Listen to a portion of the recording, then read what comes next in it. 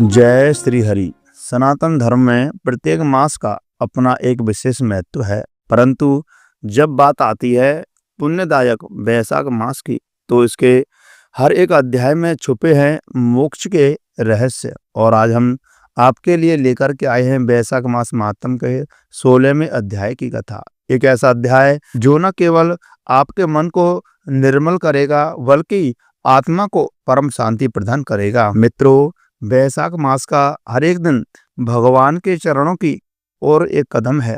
आज के अध्याय का सार यही है, सेवा, व्रत, दान और भक्ति, यही है सच्चा मार्ग मोक्ष का। तो आइए हम सब मिलकर के इस पुण्य मास का लाभ लें और अपने जीवन को श्री हरि की भक्ति में समर्पित करें। तो आइए प्रिय भक्तजनों, अब आप सुनेंगे वैशाख मास महात्म के 16वें अध्याय की कथा। तो प्रेम से बोलिए लक्ष्मी नारायण भगवान की जय, कृष्ण कन्हैया लाल की जय। श्री श्रुतदेव जी कहने लगे, भगवान के दर्शन के आनंद में मग्न हृदय वाले उस राजा ने तत्काल शीश झुकाकर के प्रणाम किया और बहुत देर तक आकुल नेत्रों से विश्वात्म देव जगदीश्वर का दर्शन करता रहा। फिर चरण धोकर के जल सिर पर धारण किया और बहु मूल्यवान आभूषण, चंदन आदि से पूजन करने लगा। धूप, दीप, फूल माला, नैवेद्य और आत्मसमर्पण आदि से विष्णु भगवान को प्रसन्न करके बोला, हे निर्गुण विश्वमूर्ति, आपके चरणारविंद धन्य हैं। ये चरण शरणागतों के पापों को दूर करने वाले हैं। तुम्हारे चरणारविंद को भूल तृषा से व्याकुल अनेक योनियों में भ्रमण करता हूँ। मैंने न दान किया, न साधु सेवा की, न तुम्हारी कथा सुनी। उस अपराध से शत्रुओं ने मुझे पराजित कर दिया। मेरा वैभव नष्ट हो गया। तब मैं वन में गया। मेरे अपने गुरुओं के स्मरण करने से ही गुरु ने आकर मेरी दीन दशा पर दया करके दुख से छुड़ाने का उपाय बताया।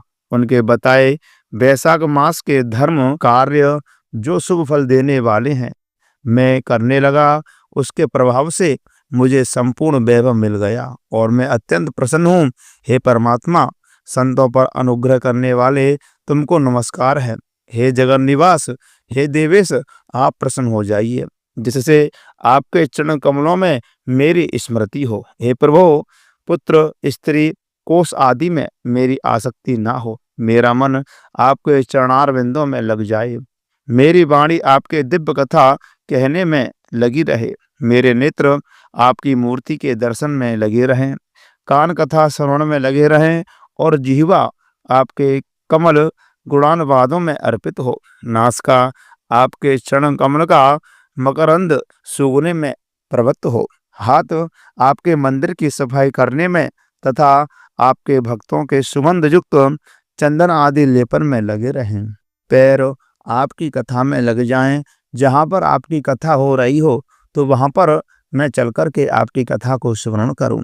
मेरी मूर्धा सदा आपकी वंदना में, कामना आपकी कथा में, बुद्धि आपके विचार में सदा लगी रहे। साधु संगत और आपकी श्रेष्ठ कथाओं में, गान में मेरे दिन ऐसे ही व्यतीत होते रहें। हे प्रभु, एक पल भी आपके प्रसंग बिना व्यतीत ना हो। हे विष्णु, मैं संपूर्ण राज्य, पुत्र, पौत्र आदि किसी की भी इच्छा नहीं करता हूँ। मैं तो आपके चरण कमल की सेवा का इच्छुक हूँ। राजा की ऐसी स्तुति सुनकर के भगवान प्रसन्न होकर के बोले, हे राजन, तुम पाप रहित हो, निष्काम, मेरे भक्तों में श्रेष्ठ हो।